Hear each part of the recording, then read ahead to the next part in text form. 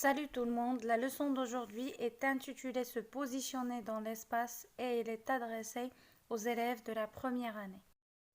Et on commence par une petite définition du titre pour pouvoir définir de quoi il s'agit. Se positionner dans l'espace, c'est quoi? C'est préciser, indiquer, définir, désigner où on se trouve, ou bien l'emplacement, la localisation, l'endroit, l'espace, le lieu où on se trouve par rapport à un point de référence. Donc nous devons avoir un point de référence ou bien un repère pour pouvoir définir exactement où on se trouve. Et pour mieux comprendre, voici un exemple sous forme de dessin. Chaque dessin contient deux éléments, un petit bonhomme et une boîte. Et sous l'image ou bien le dessin, il y a un indicateur de lieu ou bien un localisateur. Par exemple, à gauche, c'est un localisateur. Alors, qu'est-ce qu'on va faire? On va définir où se positionne le petit bonhomme par rapport à la boîte qui est considérée comme un repère et tout en utilisant bien sûr l'indicateur de lieu indiqué en bas. On commence par le premier dessin. Où se trouve le petit bonhomme? Le petit bonhomme se trouve à gauche de la boîte. En tant qu'observateur, je le vois à gauche de la boîte. Le deuxième dessin, il se trouve devant la boîte. Et dans le troisième dessin, il se trouve derrière la boîte. Dans le quatrième dessin, il se trouve près de la boîte ou bien à côté de la boîte. Dans le cinquième dessin, il se trouve sur la boîte ou bien au-dessus de la boîte. Dans le sixième dessin, il se trouve à droite de la boîte. Et dans le septième dessin, il se trouve sous la boîte ou bien au-dessous de la boîte. Dans le huitième dessin, il se trouve dans la boîte ou bien il se trouve dedans. Et je m'arrête. Où se trouve le petit bonhomme par rapport à la boîte? Il se trouve dedans ou bien il se trouve dans la boîte.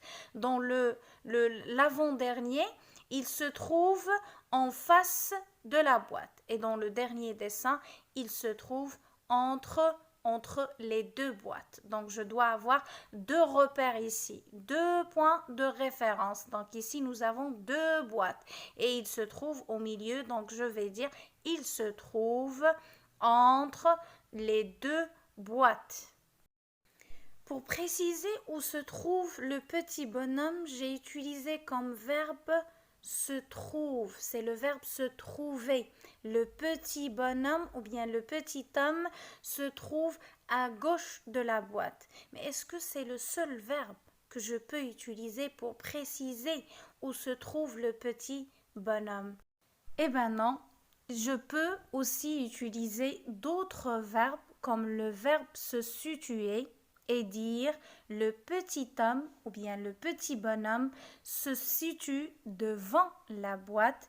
Je peux aussi utiliser le verbe se positionner.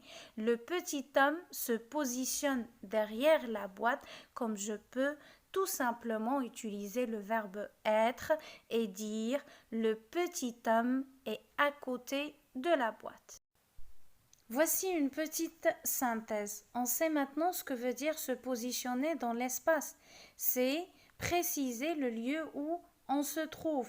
Et pour le faire, on utilise des verbes tels que se situer, se positionner, se trouver ou encore le verbe être. Et on utilise aussi des localisateurs ou ce qu'on appelle des indicateurs de lieu. Je vous donne comme exemple à gauche de, à droite de, à côté de, devant, derrière, sous, sur, entre, en face de, ainsi de suite. Il ne faut tout de même pas oublier le repère ou bien le point de référence. Donc, pour pouvoir se positionner ou bien positionner un élément, je dois avoir un repère.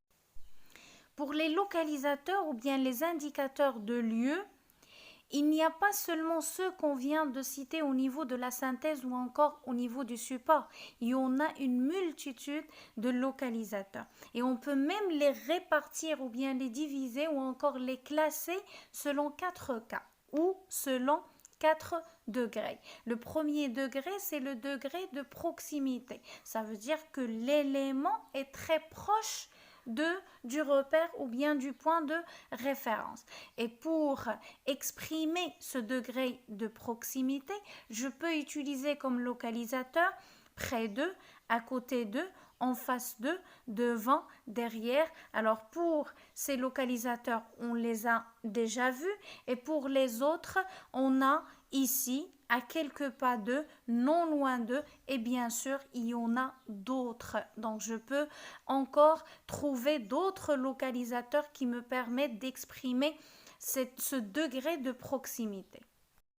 Le deuxième degré est appelé degré d'éloignement. Et l'éloignement, c'est le contraire de la proximité. Ça veut dire que l'élément est très loin du repère ou bien du point de référence. Et pour ceci, on peut utiliser comme localisateur là-bas, loin d'eux, à l'horizon, tout au bout de ou bien tout au fond de, à perte de vue. Voici les expressions que je peux utiliser pour exprimer ce degré d'éloignement. Le troisième degré est le degré de l'horizontalité et vous avez l'axe qui exprime l'horizontalité. Pour les expressions à utiliser ou bien pour les localisateurs à utiliser, on trouve à gauche de, à droite de, au milieu de, à l'est de ou bien à l'ouest de, ainsi de suite. Il y en a d'autres expressions, d'autres localisateurs à utiliser bien sûr. Le dernier degré est le contraire ou bien l'opposé du troisième. Donc nous avons le degré de la verticalité et on peut utiliser comme indicateur de lieu ou bien comme localisateur là-haut, en haut de, sur, sous, au-dessus de ou bien au-dessous de, au sommet de ou bien au pied de, au nord de ou encore au sud de. Voilà, c'est tout pour cette leçon. Je vous dis à très bientôt.